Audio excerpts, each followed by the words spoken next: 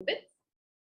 Then I'll talk a little bit about quantum representation of systems. So the formalism that is necessary to be able to handle quantum systems. And finally, I talk about qubits.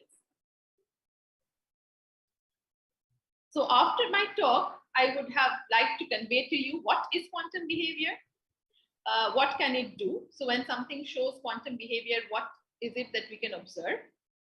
And then, of course, what can we do with it, which is basically the use it in quantum computing. So what is the main difference between classical and quantum mechanics?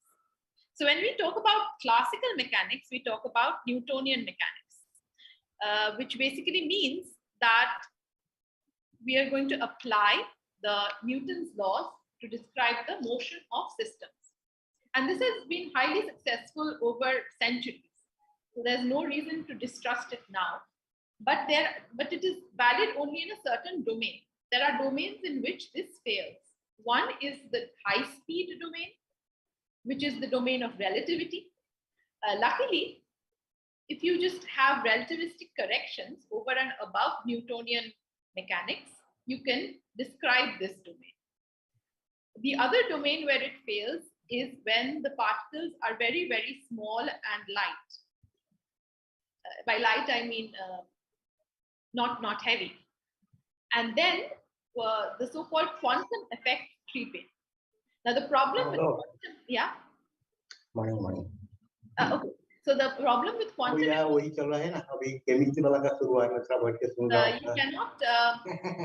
have a quantum correction on Newtonian mechanics.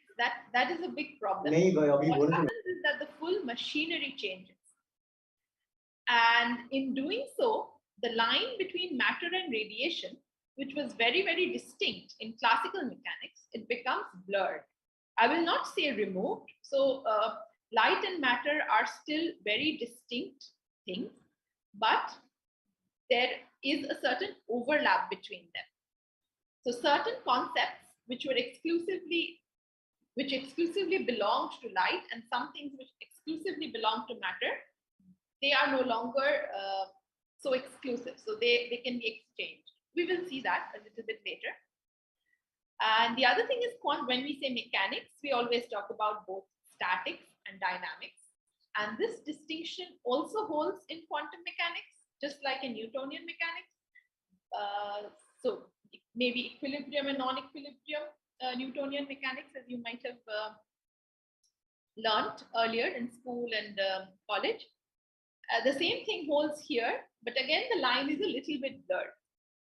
So we'll try to show you where it gets blurred. Okay. So in quantum mechanics, what are the main changes that occur? Momentum is no longer just a function of mass. It is related directly to the wave nature of the particle, specifically the wavelength. So every particle gets associated with a wavelength, which we had not talked about in classical mechanics. The second thing is that energy and momenta are become discrete rather than continuous, which means that in certain situations, not always again, quantum systems can take up only certain values of energy and momentum. Okay. And this is what is called quantization. And this was the first sort of new concept that came when quantum mechanics was developed. The third thing is that equations are no longer deterministic.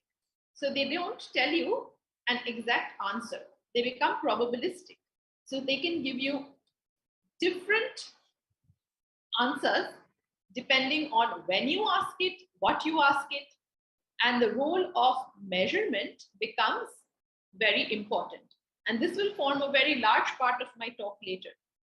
How you measure a quantum system, and that will tell you what answer you get.